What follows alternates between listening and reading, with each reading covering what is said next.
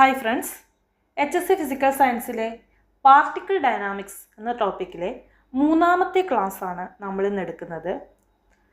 കഴിഞ്ഞ 2 ക്ലാസ്സുകളിലായി നമ്മൾ 8ാം ക്ലാസ്സിലെ ചലനം എന്ന അധ്യായത്തിലെ ചില അടിസ്ഥാന വിവരങ്ങളും അതിനോടനുബന്ധിച്ച പ്രോബ്ലംസുമാണ് ഡിസ്കസ് ചെയ്തത്.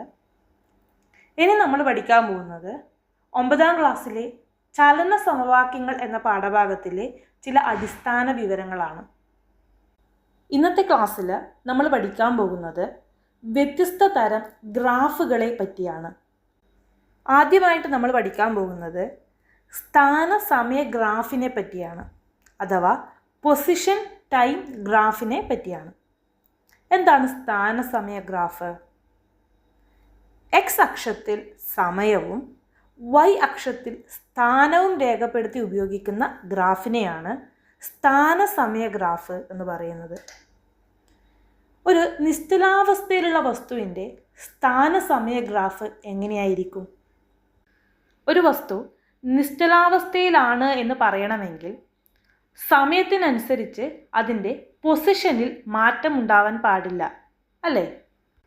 നിശ്ചലാവസ്ഥയിലുള്ള ഒരു വസ്തുവിൻ്റെ സ്ഥാന സമയ ഗ്രാഫ് വരച്ചാൽ നമുക്ക് കിട്ടുക എക്സ് അക്ഷത്തിന് അഥവാ സമയത്തിൻ്റെ അക്ഷത്തിന് സമാന്തരമായ ഒരു നേർരേഖയായിരിക്കും.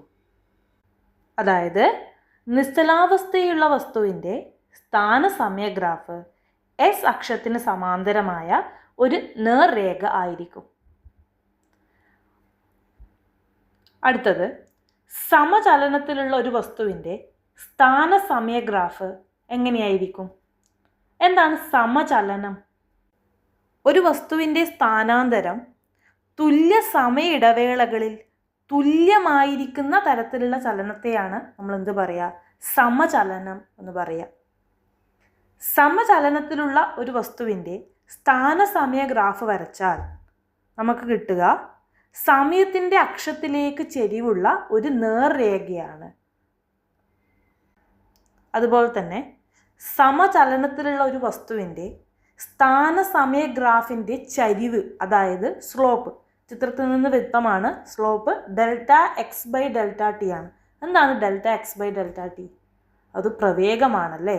അതായത് സമചലനത്തിലുള്ള ഒരു വസ്തുവിൻ്റെ സ്ഥാന സമയ ഗ്രാഫിൻ്റെ ചരിവ് എന്ന് പറയുന്നത് പ്രവേഗത്തെ നൽകുന്നു. നിശ്ചലാവസ്ഥയിലുള്ള ഒരു വസ്തുവിൻ്റെയും സമചലനത്തിലുള്ള ഒരു വസ്തുവിൻ്റെയും സ്ഥാന സമയ ഗ്രാഫിനെ കുറിച്ചാണ് നമ്മൾ പഠിച്ചത്. ഇനി നമ്മൾ പഠിക്കാൻ പോകുന്നത് പ്രവേഗ സമയ ഗ്രാഫിനെ കുറിച്ചാണ്. എന്താണ് പ്രവേഗ സമയ ഗ്രാഫ്? എക്സ് അക്ഷത്തിൽ സമയവും വൈ അക്ഷത്തിൽ പ്രവേഗവും അഥവാ വെലോസിറ്റിയും രേഖപ്പെടുത്തിയിരിക്കുന്ന ഗ്രാഫുകളെയാണ് പ്രവേഗ സമയ ഗ്രാഫ് എന്ന് പറയുന്നത്. സമചലനത്തിലുള്ള ഒരു വസ്തുവിൻ്റെ പ്രവേഗ സമയ ഗ്രാഫ് വരക്കുകയാണെങ്കിൽ അത് സമയത്തിൻ്റെ അക്ഷത്തിന് സമാന്തരമായ ഒരു നേർരേഖയായിരിക്കും. ഒരു പ്രവേഗ സമയ ഗ്രാഫിൻ്റെ പരപ്പളവ്, അതായത് ഏരിയ എന്ന് പറയുന്നത് ചിത്രത്തിൽ നിന്ന് വ്യക്തമാണ്. ഏരിയ എന്ന് പറയുന്നത് delta v into delta t ആണ്. എന്താണ് delta v into delta t? സ്ഥാനാന്തരമാണല്ലേ.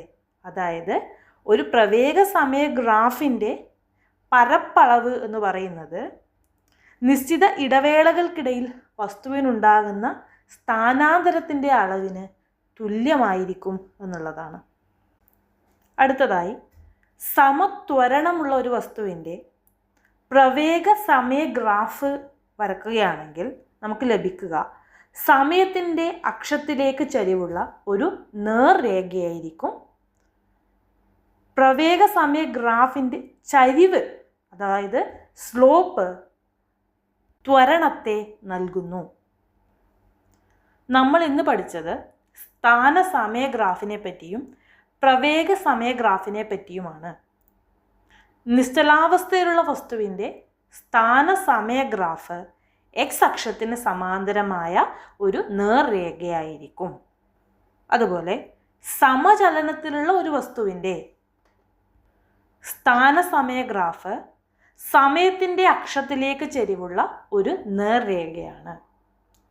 സ്ഥാനസമയ ഗ്രാഫിൻ്റെ ചരിവ് പ്രവേഗം നൽകുന്നു. പിന്നീട് പഠിച്ചത് പ്രവേഗ സമയ ഗ്രാഫിനെ പറ്റിയാണ്. സമചലനത്തിലുള്ള ഒരു വസ്തുവിൻ്റെ പ്രവേഗ സമയ ഗ്രാഫ് സമയത്തിൻ്റെ അക്ഷത്തിന് സമാന്തരമായ ഒരു നേർരേഖയാണ്.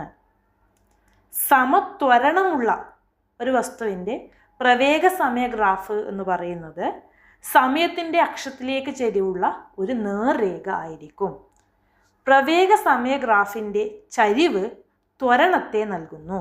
അതുപോലെ തന്നെ പ്രവേഗ സമയ ഗ്രാഫിൻ്റെ ഏരിയ അഥവാ പരപ്പളവ് എന്ന് പറയുന്നത് ആ വസ്തുവിൻ്റെ സ്ഥാനാന്തരത്തിന് തുല്യമാണ്. ഇത്രയും പോയിന്റുകളാണ് നമ്മൾ ഇന്നത്തെ ക്ലാസ്സിൽ പഠിച്ചത്.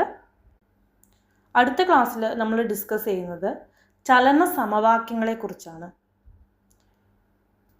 ക്ലാസ് ഇഷ്ടപ്പെടുന്നുണ്ടെങ്കിൽ വീഡിയോ ലൈക്ക് ചെയ്യുക. കൂടുതൽ ക്ലാസ്സുകൾക്കായി ചാനൽ സബ്സ്ക്രൈബ് ചെയ്യുക.